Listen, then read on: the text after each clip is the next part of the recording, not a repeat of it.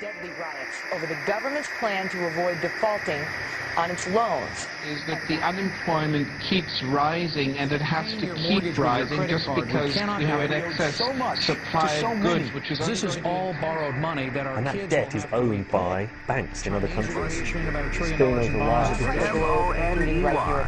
In the form of a convenient personal filter cigarette that delivers the taste, and 45 malt liquor. Are you hot? planning to bomb Iran. Shooting terror attacks in Iraq. And there's Army strong.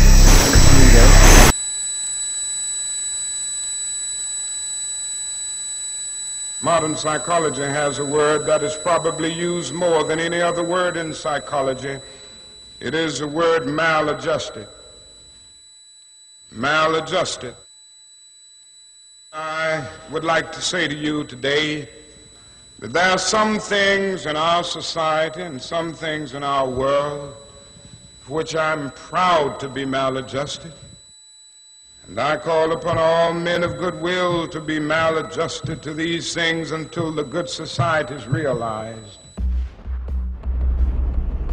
You know, economists are in fact not economists at all. They're propagandists of money value.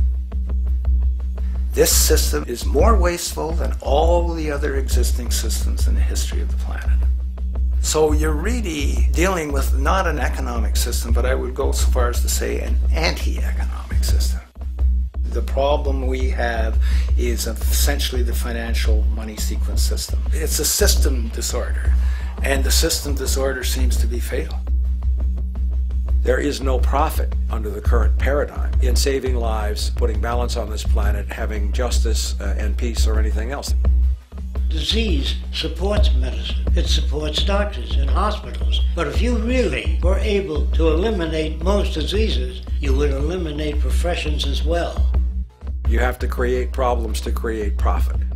Crime does create business. We have now roughly 2 million people incarcerated in this country. Many of them are in prisons run by private corporations who trade their stock on Wall Street based upon how many people are in jail. But that's a reflection of the culture in which we live, in which we've all, to one degree or another, endorsed. I think the biggest barrier would be the values that people are taught to uphold that system. At the social level of life organization, it isn't a genetic program or a genetic defect. It's a value system disorder.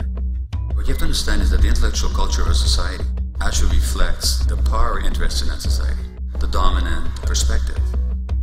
In the past, throughout almost all of human history, the main threat to human survival was nature. Today it is culture. Not only does structural violence kill more people than all the behavioral violence put together, structural violence is also the main cause of behavioral violence. Some colleagues at Harvard studying this suggested that inequality acted as a social pollutant because it affects almost everyone in society. The immune system cannot recognize the invasive cancer, and it takes over the whole body until the body collapses. And we're in that spasming, collapsing form now. So the system has to be corrected, not print more money and give it to banks. That doesn't deal with the problem.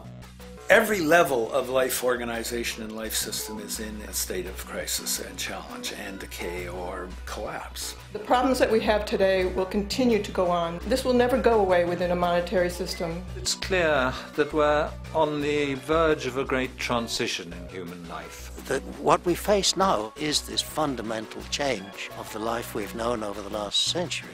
There has to be a link between the economy and the resources of this planet, the resources being, of course, all animal and plant life, the health of the oceans and everything else.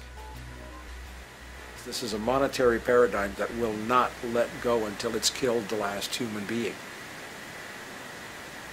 The in-group will do all it can to stay in power. And that's what you got to keep in mind. They'll use the Army and Navy and lies or whatever they have to use to keep in power.